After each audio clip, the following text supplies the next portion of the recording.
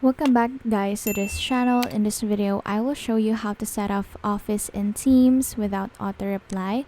So first go to Outlook and then go to your calendar. You can find it here and then choose the date where you will be out of the office. So just right click and make new appointment. So for example, you'll say I am out of the office, and then just set the time and date, the location where you will be at, and then show as out of the office right here, and then click this icon and then make sure that you are not checking this too, and then click send.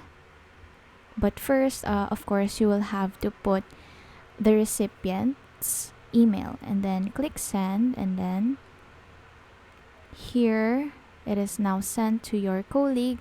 And that's how to set out the Office in Teams without auto reply. Thank you so much guys for watching. Please do like and subscribe to this channel.